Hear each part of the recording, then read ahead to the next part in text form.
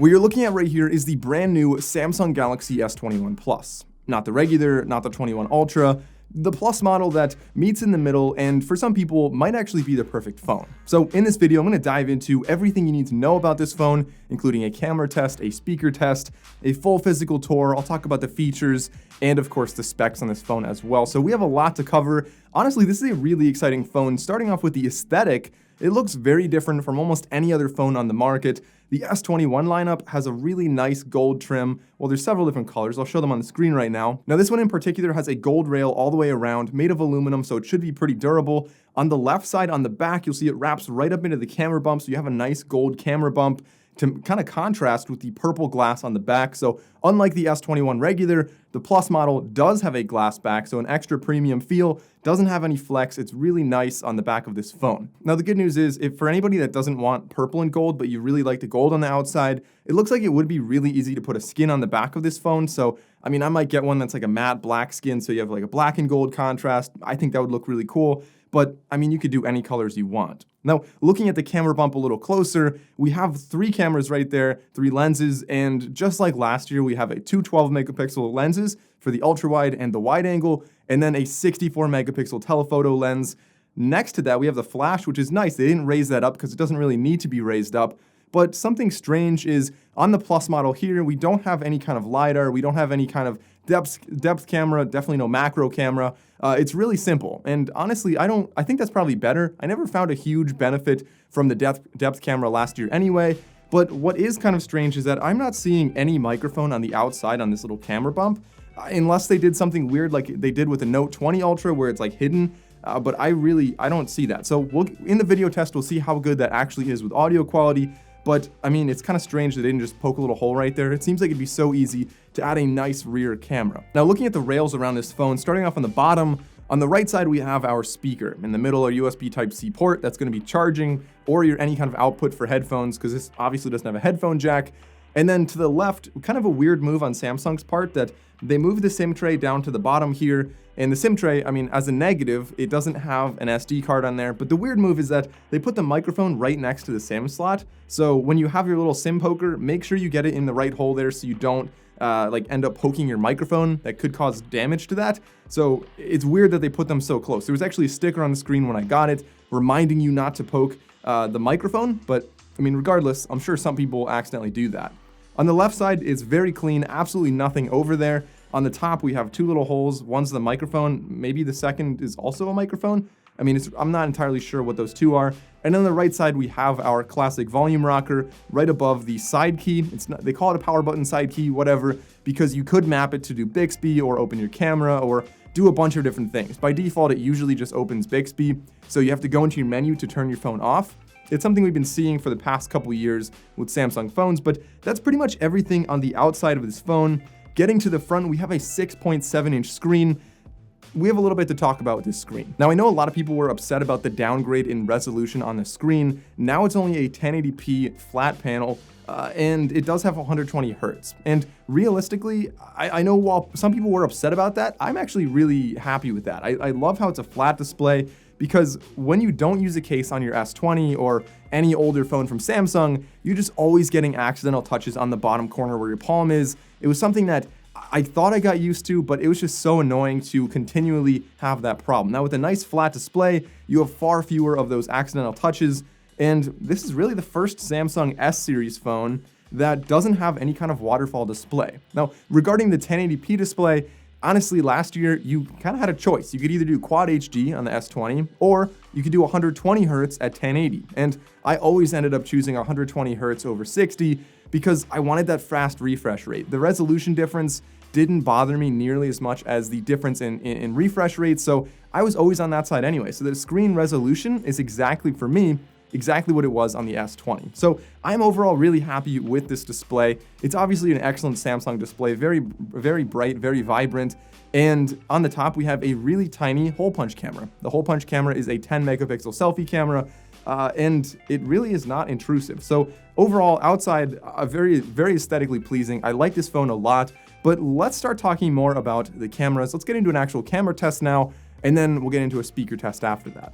Okay, so looking at the photos, you can see the first one, honestly, it looks pretty good. Decent sharpness, decent saturation, a lot of detail here. You can see even this little pineapple, I think it shows a lot of detail. And as Samsung usually is a little oversaturated, you can see in this photo, they did a great job. It's honestly very true to life. It's a little bit high in the saturation, but kind of in a good way, especially for landscapes. The ultra-wide lens looks really good.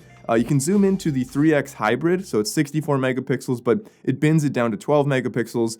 You can see this photo right here. We're going to zoom all the way in on that little pipe right there. So 10x zoom still looks kind of decent. 20x zoom you'll see is not really that usable, but it could be useful for 20 or 30x zoom, just if you're trying to identify like an animal really far away or something like that. Like I've used it for that in the past, but going to the selfie lens, honestly, this looked really good. Great dynamic range. We'll see in a video in a second, but the live focus mode, so like portrait mode, again, looked really good on the selfie lens. You can see another photo here just with some different lighting. It looks a little on a hair washed out. The rear lens made my skin tone look really weird for live focus mode, but that could just be this one example. Okay, so looking at the video, we have a relatively saturated sky and water, but honestly, it looks pretty good. We have a decent sharpness here. Skin tones honestly look really good. One of the best for a Samsung phone from what I've seen. We can also transition pretty smoothly, so if we zoom out, you'll see it'll switch to the ultra-wide lens. As we zoom in, this is a zooming in mic, so my voice is gonna sound like it gets farther away, but it's actually just kind of focusing on what's in front of it. So let's go back to the standard lens here. And as I move around, it's actually pretty stable. I'm actually shaking a lot more than you realize, and I don't have super steady on. With super steady, you're reduced down to 1080p, but again, this, even without super steady, looks really good. Now the front-facing camera, we have really high dynamic range here, so really harsh shadows, but it does a pretty decent job of kind of making them look a little softer, a little better there. So again, comment down below and let me know how the microphone sounds on this side. We're around. Okay, let's pause right there. That was really weird. I don't know if you guys noticed that, but when I turned the camera around in the middle of the video, it cut out about 1 to 2 seconds. Let's watch it again. Let me know how the microphone sounds on this side. We're around. This is what I was saying before. There's no microphone on the back, but comment and let me know how this sounds to you guys, if this sounds reasonable or not. Okay, so just a quick speaker test right here.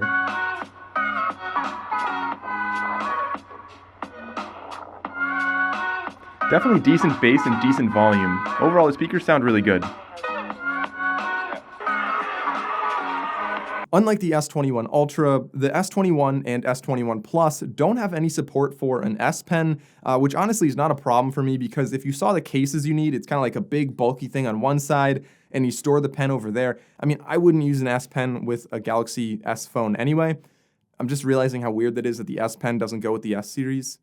Okay, so different topic, the battery life with this phone, there's really 3 things I want to talk about. The first thing is the battery size on here is now 4,800 milliamp hours, a massive battery for a phone that is honestly, I mean, it's a large phone, but 4,800 milliamp hours is a lot of battery in here. It definitely gives it a little more weight, which I like because the S20 last year felt a little bit too light compared to a lot of other phones. But the second thing with battery life is that while this does have a 120 Hz refresh rate on the screen, it's actually dynamic, which means that it's not always 120 Hz. If you're just sitting there on your home screen doing nothing, it's going to dial that back a little bit so you can save some battery life. And then the third thing is the processor on here is now the Snapdragon 888, which is just all around a better processor. So the combination of all 3 of those should give you an excellent battery life. From my experience already, I mean, I've gone through like 5% in the past 4 hours.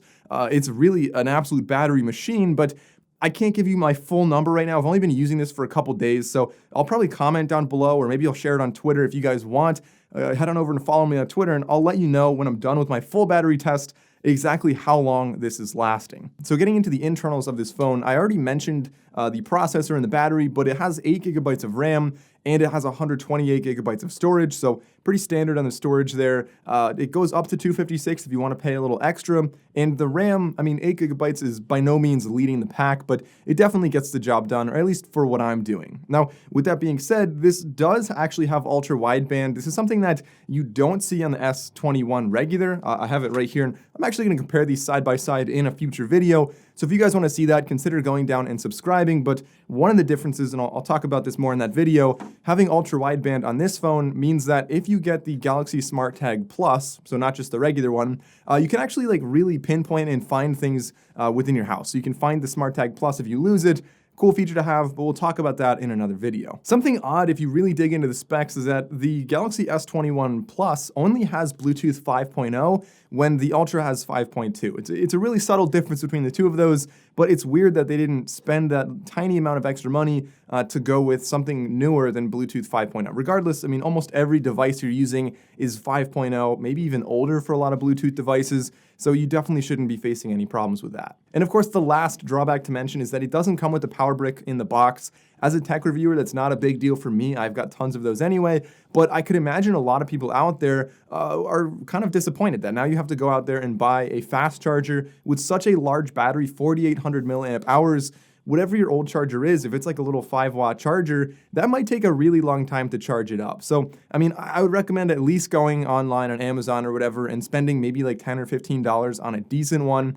For a phone of this price, it would be nice if it came in the box, but it's a trend we're seeing. We saw it with Apple, and we're going to continue to see that throughout the year with a lot of other phones. So guys, overall, the Galaxy S21 Plus, I mean, it's a really solid flagship, checks a lot of boxes, and I think really the big difference this year is mostly just aesthetic. I really like how this phone looks, and I think that's kind of what Samsung was going for. There aren't a ton of differences on the inside. There's nothing really revolutionary. Like if you're using the S20 or the 21, they're going to be pretty similar other than the aesthetics and of course the processor inside. But I will actually make a full comparison, like I said, to the S21 regular and to the Galaxy S20 from last year. So if you guys are deciding between any of those, definitely check out those videos when they're out. So guys, comment down below. Let me know what you think of the Galaxy S21 Plus. I want to hear from you guys. Thanks for watching. I'll see you next time.